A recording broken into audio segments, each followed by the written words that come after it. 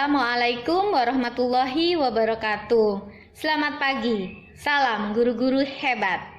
Perkenalkan, nama saya adalah Vita Milasari Suharto. Saya adalah CGP Angkatan 5 dari Kabupaten Situbondo.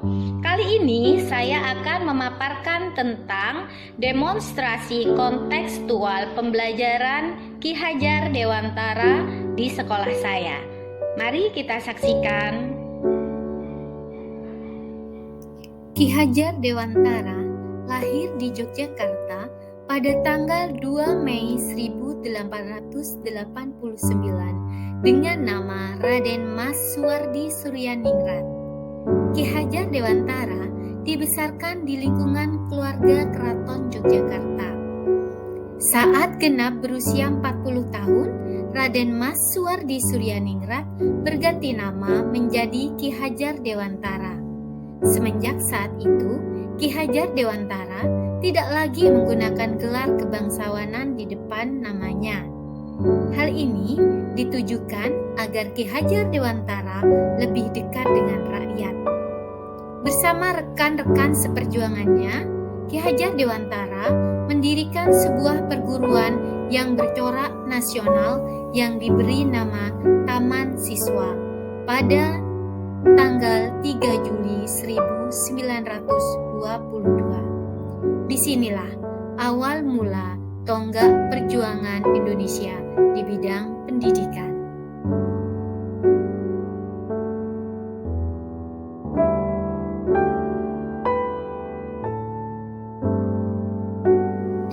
Semboyan prinsip kepemimpinan sebagai seorang guru yang bisa kita peroleh dari Ki Hajar Dewantara adalah Ingarso Sungtulodo, yang artinya adalah kita sebagai seorang guru harus dapat menjadi suri tauladan anak dan murid didik kita.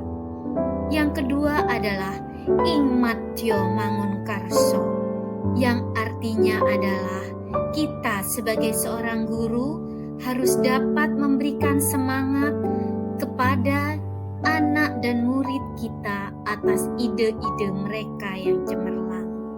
Dan yang ketiga adalah Tutwuri Handayani. Kita sebagai seorang guru dan orang tua harus dapat memberikan motivasi kepada anak dan murid kita agar mereka selalu maju dan berkembang.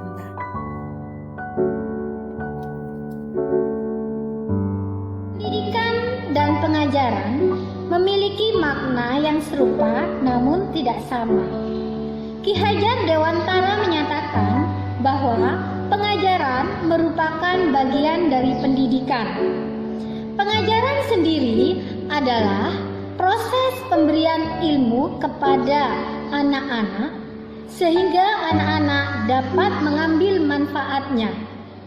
Sedangkan makna dari pendidikan itu sendiri adalah proses menuntun anak-anak sesuai dengan kodrat alam dan kodrat zaman yang mereka miliki sehingga anak-anak dapat mencapai kebahagiaan dan keselamatan. Kita sebagai seorang guru harus mendidik anak sesuai dengan kodratnya. Maksudnya adalah sesuai dengan potensi yang dimiliki oleh anak-anak, baik itu dari potensi dari dalam ataupun potensi alam di mana mereka berada. Dan sebagai pendidik, kita harus dapat mendidik anak-anak atau peserta didik kita sesuai dengan zamannya. Tentu saja, pendidikan sekarang berorientasi pada penguasaan keterampilan abad 21, yaitu keterampilan berkomunikasi, keterampilan berpikir kritis inovatif, keterampilan berkolaborasi, dan keterampilan kreatif thinking. Nah, sebagai seorang guru, kita harus memerdekakan peserta didik kita dalam belajar dan menemukan potensinya. Salam guru-guru hebat. Demonstrasi kontekstual pemikiran Ki Hajar Dewantara di sekolah bisa berbentuk penerapan ekstrakurikuler. Setiap anak bebas memilih ekstrakurikuler apa yang mereka minati. Setiap anak merdeka dalam menggali potensi dirinya, dan setiap anak berhak mendapatkan pendidikan yang sesuai dengan zamannya. Ki Hajar Dewantara berpendapat bahwa untuk membentuk manusia Indonesia yang beradab, maka pendidikan di Indonesia harus maju. Teori Trikon yang telah diterapkan di Indonesia demi mencapai tujuan tersebut adalah: yang pertama, continue, yang artinya adalah pendidikan di Indonesia harus berkelanjutan dan berkesinambungan.